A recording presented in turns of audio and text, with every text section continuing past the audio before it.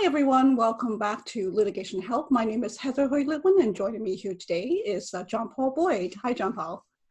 Heather. Hi. So I was reading the article the other day that divorces seem to be on the rise.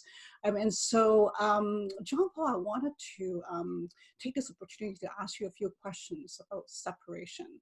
I think that when people are upset, when they're thinking about divorce and separation, they might want to kind of do things in a huff kind of thing on impulse.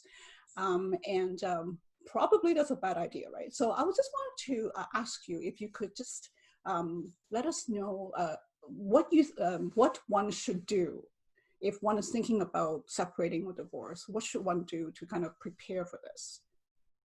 Okay, so even though I'm a lawyer, it's not going to surprise you that, I'm going to say you need to talk to a lawyer. And the reason why, it's not because I have some desperate need to drive yet more money into the arms of the legal profession. It's more because, the important thing is for you to get a grasp of the steps that are involved and the range of likely outcomes. And this is important because in our society, we have a ton of pre-prepared social scripts about how two people meet and fall in love and date and get engaged and marry and start having kids. And that's all great. But we don't really have any social scripts to follow about how to separate in a constructive way.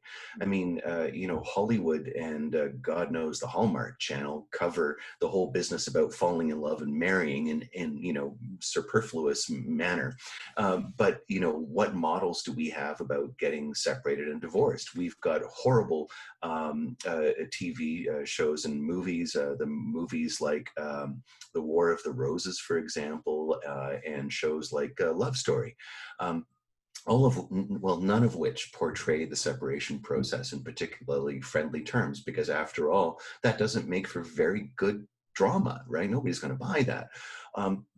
And so, we do have social models about how to do this properly when we look at Gwyneth Paltrow and her idea of conscious uncoupling. I mean, I find anything that's promoted by the person who sells vaginal healing eggs as being vaguely ludicrous, and yet this idea about conscious uncoupling, has some merit to it. And right now in our society, all we know is that we're getting increasingly bad. One of us feels the urge to pull the plug gets pulled, and then chaos ensues, right?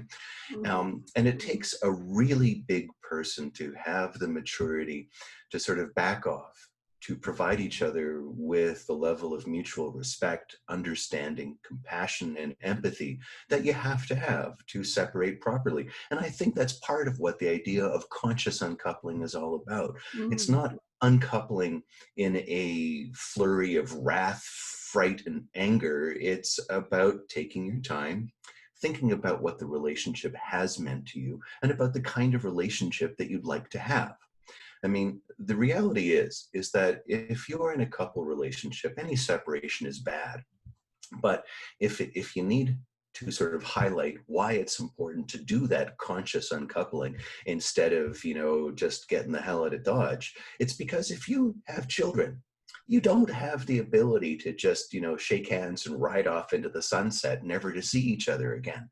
If you have kids, you are going to be involved in each other's lives until the children, heaven forbid, predecease you. Right. And that means that while it's terribly emotionally gratifying to go through the Sturm und Drang of the emotional at the end of the relationship, that's not serving your interests well for the future, never mind the interests of your children. And so even though there's a clinical dimension to the idea about go see a lawyer, it's important, right?